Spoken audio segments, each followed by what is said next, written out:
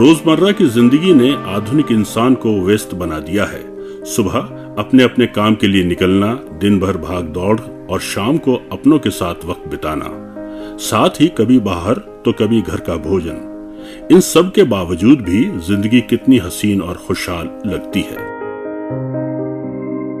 जिंदगी के सामान्य रफ्तार को बाधित करने की एक अहम वजह आए दिन होने वाली बीमारियां हैं, जिनके प्रति हम लापरवाही बरतते हैं।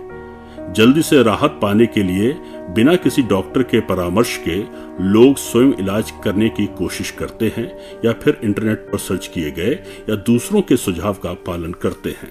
सबसे बड़ी प्रॉब्लम आती है एंटीबायोटिक्स में।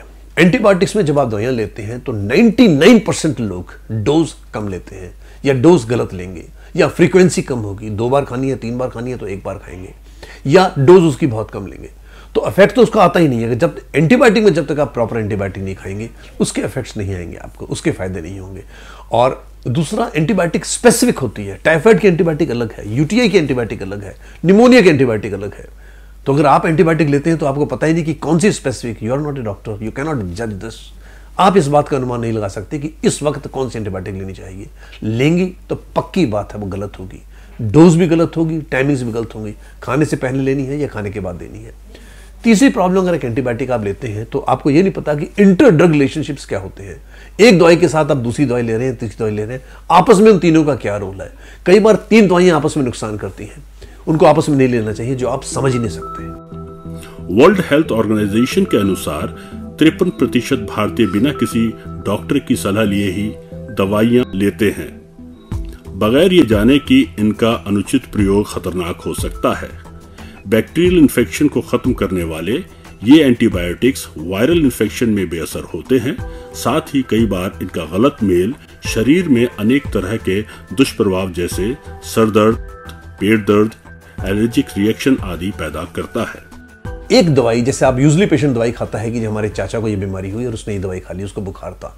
हर बुखार अलग है, आपके चाचा का बुखार अलग था, पड़ोसी का बुखार अलग था और आपका बुखार अलग है, तो दवाई चेंज हो जाएगी। यहाँ पे उस तरह की सेम दवाई लेने में आप ठीक हो जाएंगे, बहुत ठीक होने के चांसेस बहुत कम हो जाते हैं। खुद से ली गई दवाओं की वजह से बीमारियों का अधूरा इलाज या उनके मूल समस्या का निदान ना हो पाना भविष्य में ज्यादा बड़ी और खतरनाक बीमारियों की वजह बन सकता है, जिनका इलाज आसान नहीं होता। कुछ दवाइयां लेके जब आप हमारे पास आते हैं तो कई तरह की प्रॉब्लम हमको फेस करनी पड़ती है। हमारी प्रॉब्लम मतलब वो आपकी प्रॉब्लम है, आप ही का इलाज डिले होगा, आप ही को नुकसान होगा।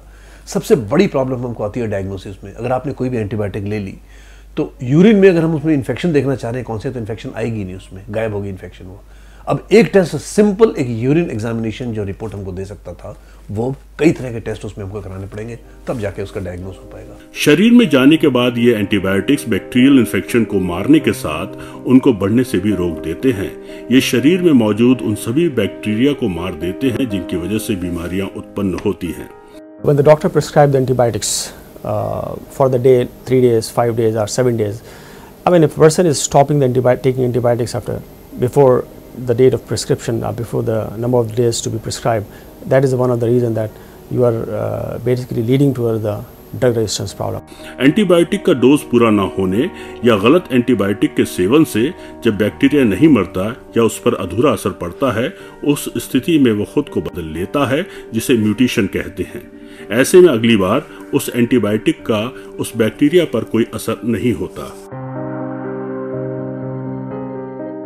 इसलिए सोसाइटी में जितने भी लोग सेल्फ मेडिकेशन करते हैं उसमें रेजिस्टेंस की पावर बहुत ज्यादा बढ़ जाती है। बैक्टीरिया जो आजकल रेजिस्टेंट बहुत ज्यादा हो गया है और हमको स्ट्रॉन्ग एंटीबायोटिक लेना पड़ता है। एंटीबायोटिक्स का प्रयोग पूरे विश्व में बेधड़क होता है, खासकर भारत, जहां ये सस्ते और बिना किसी डॉक्टर के पर्चे आसानी से उपलब्ध हैं। कुछ बैक्टीरिया में NDM1 नामक एक नए तरह का जीन पाया गया है जो कि आम एंटीबायोटिक का जबरदस्त प्रतिरोधी है। NDM1 new Delhi Metlo beta lactamase 1 एक प्रकार का जीन है जो कि कुछ बैक्टीरिया में पाया जाता है, जिसकी वजह से उस बैक्टीरिया पर एंटीबायोटिक में सबसे शक्तिशाली माने जाने वाली कार्बापेनेम श्रेणी का भी कोई असर नहीं होता है।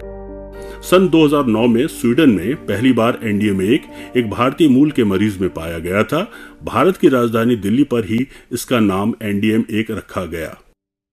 NDM is the latest resistant marker. We call the New Delhi metallo-beta-lactamases 1. It was discovered in 2009 from the patient, Indian origin patient in Sweden. And one of the team of Timothy Walsh in Cardiff, UK, who discovered this this marker. A lot of controversies goes on, like on the NDM discovery and so on. But this is fact that NDM is now in our country, and we have a lot of hospitals and centers are working on the multi-center studies to look what is the scenario of NDM1 spread in the India. Now, what the NDM1 is basically? NDM1 is a marker which is present in the bacteria, and that bacteria is causing infection in particular person or patient. That patient cannot cured with the available antibiotics.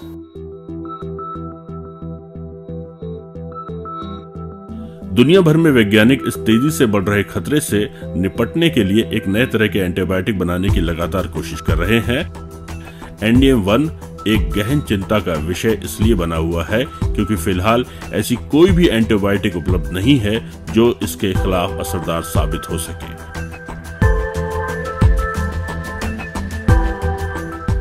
Interdisciplinary biotechnology lab AMU के chief coordinator doctor Asadullah Khan की team को अस्पताल के मल प्रवाह से जानलेवा bacteria मिला है। उनके द्वारा इकट्ठा किए गए 52 नमूने के परीक्षण पर उन्हें एक मामला NDM4 का मिला जो कि कार्पेनम्स, सेफलोस्पोरिन्स और एमिनोग्लाइकोसाइड्स श्रेणी के शक्तिशाली एंटीबायोटिक्स का भी प्रतिरोधी है।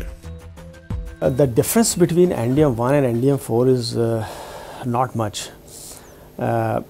It is only the change in the sequence of the NDM1 to NDM4 with a single mutation.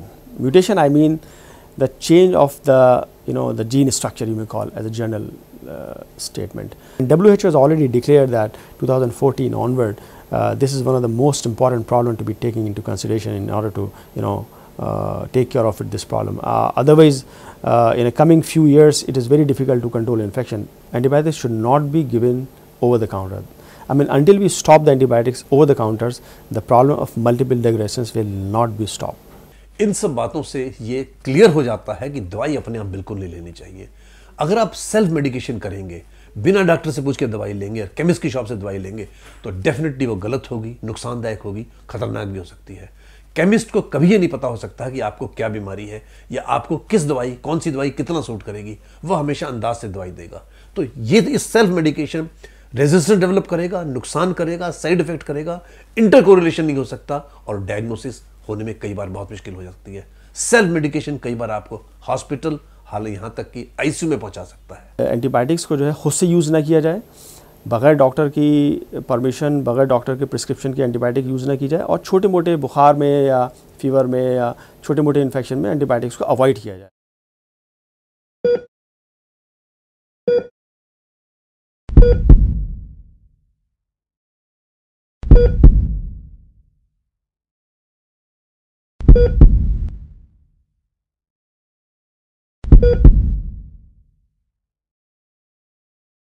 you